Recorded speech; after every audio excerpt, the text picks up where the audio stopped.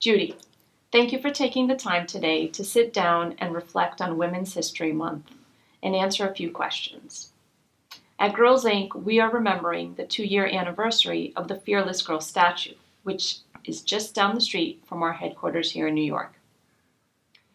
Could you describe what you think it means for a girl or a woman to be fearless? Yes. In fact, to be human is to be afraid.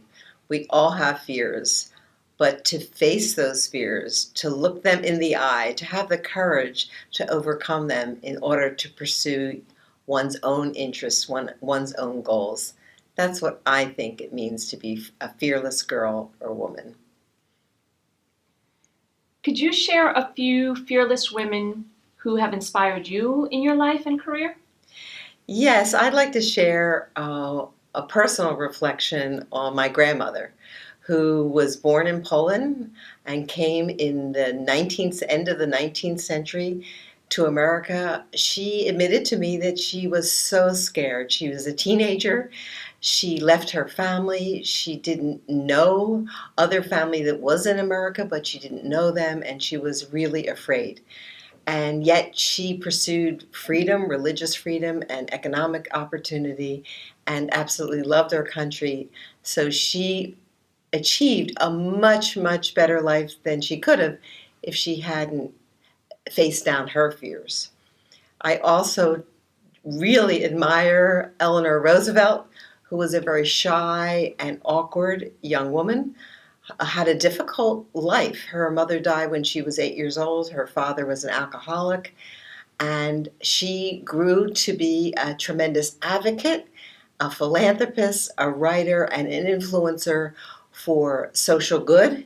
She believed very much in women's empowerment and opportunity, as well as helping to support African Americans in our country. I admire both Fanny Nemetsky and Eleanor Roosevelt greatly, how they faced their fears, overcame them, and contributed greatly to others. You have had a long and successful career, first in the business world, transitioning then to nonprofits, now as our CEO here at Girls Inc. You will be retiring soon, and as you reflect back on your career, your time here, were there moments when you needed to be fearless? And could you share a few of those? Yes, one in my corporate career.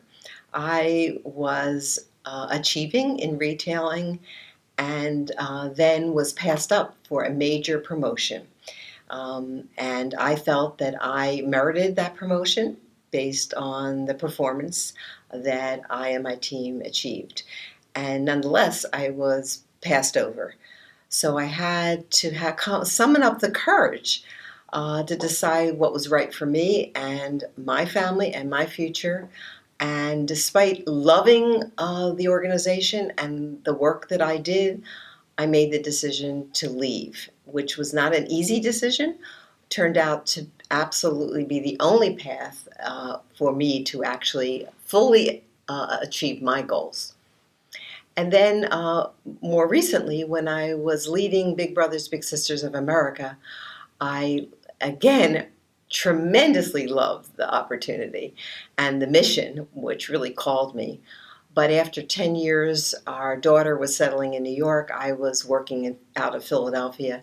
I really missed living full time with my husband and being where our daughter and soon to be son-in-law were living. And so I made the tough decision, the scary decision, to give up a job I absolutely was passionate about, not knowing what my future would be. And here it turned out that I had the opportunity of a lifetime to become the CEO of Girls Inc. Terrific. Why do you think it's important that we take a moment each year to celebrate Women's History Month? The reason to take a moment to celebrate Women's History Month is to reflect and to learn and to understand what it's taken to get to where we are. I have decades of perspective, and in fact, women have much more opportunity than we had decades ago. However, there's so much more to achieve, but if we don't take a moment and understand what worked, what didn't work, how did we create the change and continuous progress, then we're not going to be able to even accelerate that progress, yet alone achieve our goals. So reflection and learning happens when you think about history and those that came before us. So I'm thrilled that we have made a decision as a society that we take a moment to reflect on what it's taken to get to where we are. Judy, how do we make sure that we continue to celebrate women outside of the month of March?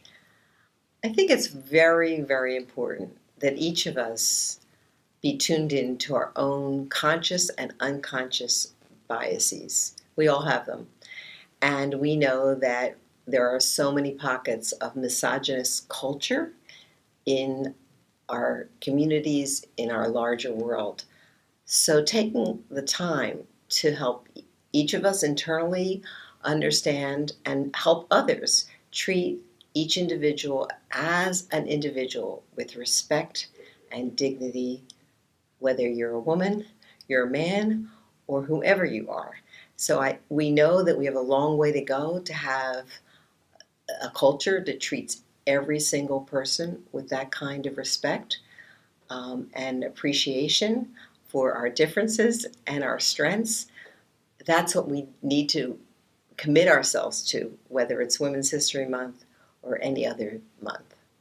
But what excites you most about what is next for women and specifically girls? It may seem slow, but in fact, we are busting stereotypes and myths for girls and women. And I love the fact that we are moving forward and people really understand the importance of valuing the whole girl and helping each individual girl discover and develop her inherent strengths.